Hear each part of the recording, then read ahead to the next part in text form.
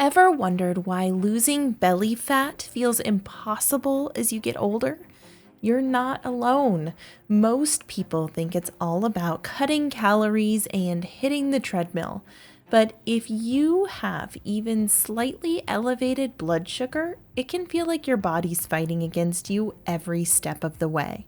In this video, you'll learn about the hidden saboteurs of belly fat. You'll see how powerful hormones can make it nearly impossible to shed belly fat.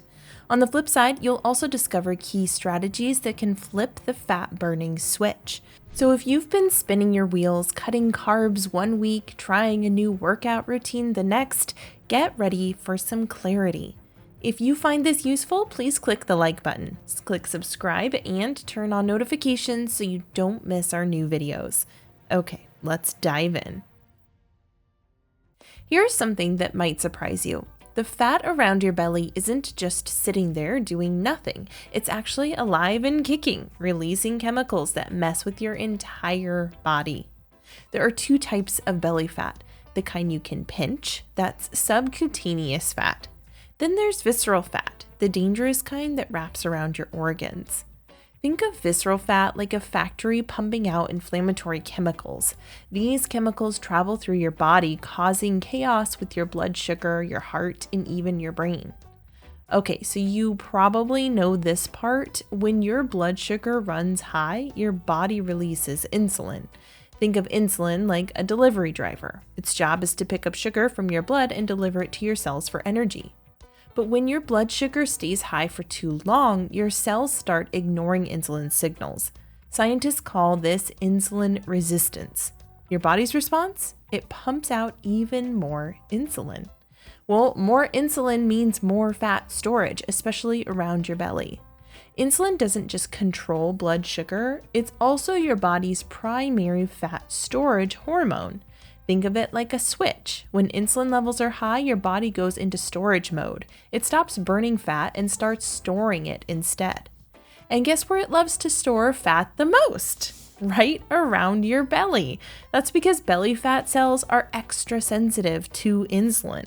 The more insulin in your system, the more fat gets locked away in these vaults. So it's worth looking at the things that spike insulin, especially the things that we can easily control. Did you know that just one night of poor sleep can spike your insulin levels the next day? Or that certain common medications can make insulin resistance worse? We'll get to all of that, but first let's talk about the stress hormone that's probably sabotaging your weight loss efforts right now. You've heard of fight or flight, your body's a built-in alarm system. Well, meet cortisol, the hormone running that particular show. When you're stressed, cortisol floods your system. Back in caveman days, this was great. It helped you to run from tigers. But these days, that same response kicks in when you're stuck in traffic or scrolling through social media. Cortisol doesn't just make you feel stressed, it also signals your body to store fat. The problem is, unless you're actually running from tigers, you never use that stored energy. But wait, it gets more complicated. On top of that, stress makes you crave sugary, high-calorie foods. Those foods spike your blood sugar, which triggers insulin, which, you guessed it, stores more fat around your belly.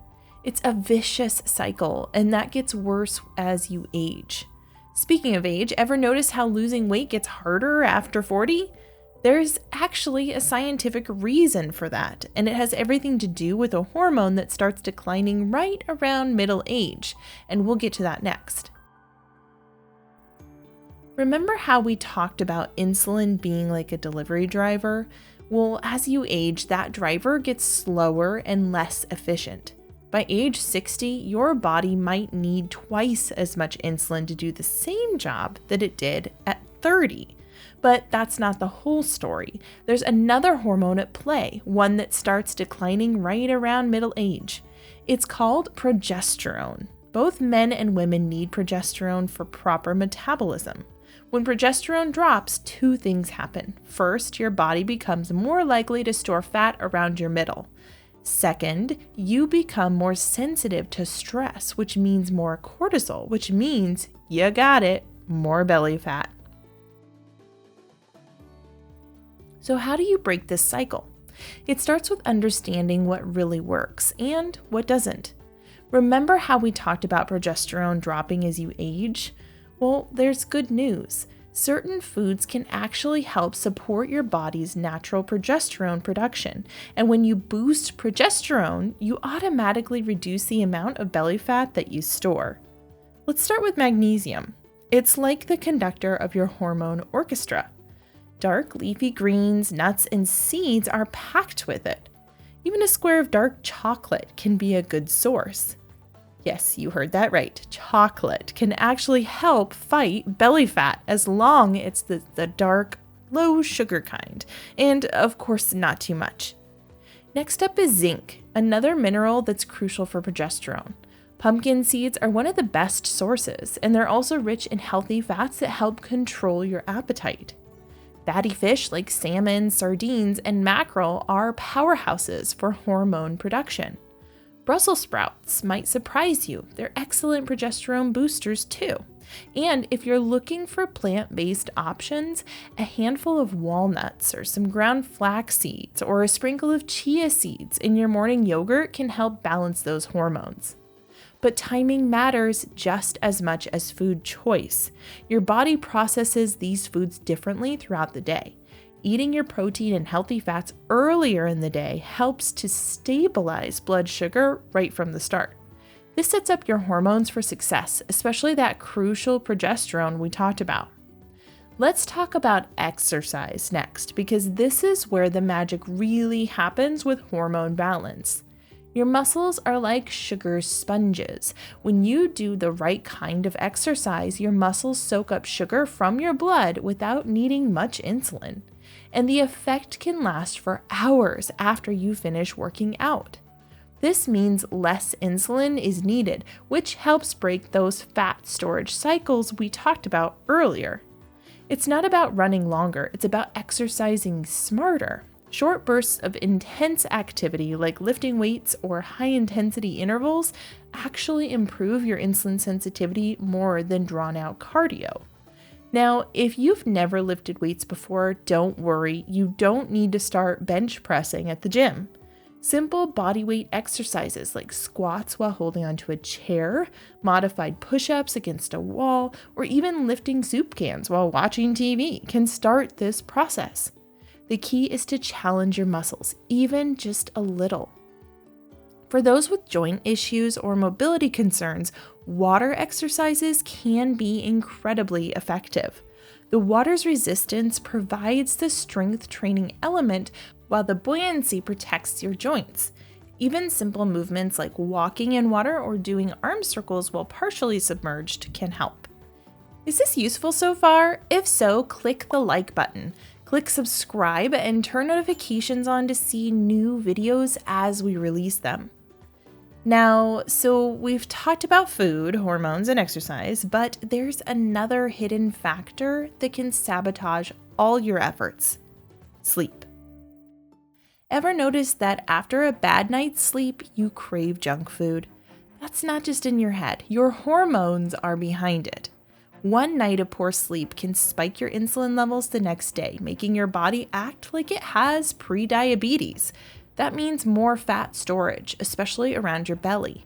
And it gets worse. Lack of sleep throws off two key hunger hormones. Ghrelin, one that makes you hungry, shoots up, and leptin, the one that tells you you're full, slows down. The result tends to be that people eat more but feel less satisfied. So it's vital to prioritize deep sleep. A few simple tweaks can make a huge difference. Keep your bedroom cool. Around 65% Fahrenheit or 18 degrees Celsius is ideal. Avoid screens an hour before bed because that blue light tricks your brain into thinking it's daytime. And stick to a regular sleep schedule, even on the weekends. Getting quality sleep isn't just about rest, it's one of the most underrated fat-burning tools that you have. Likewise, stress is unavoidable, but the way your body reacts to it can make or break your weight loss efforts. As we discussed, the stress hormone cortisol makes you store more fat, crave high sugar foods, and mess with other hormones. But you don't need to quit your job or move to a remote island. Just focus on simple ways to lower cortisol. Slow, deep breathing can lower cortisol within minutes. Or do something like going for a walk. Just 10 minutes of walking outdoors can shift your body out of stress mode. Likewise, taking advantage of opportunities to laugh or connect with friends can have a major impact on cortisol levels. Okay, so beyond the basics, there are a few other strategies that can really help.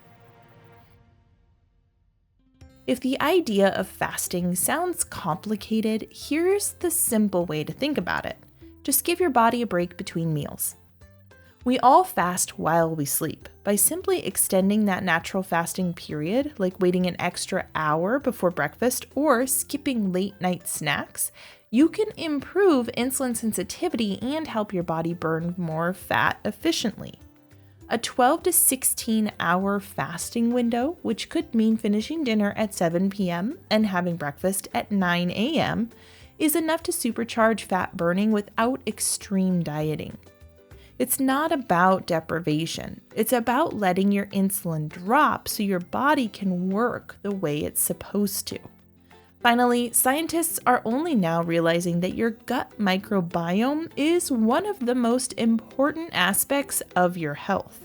It impacts blood sugar control, fat burning, mood, attention span, and much more.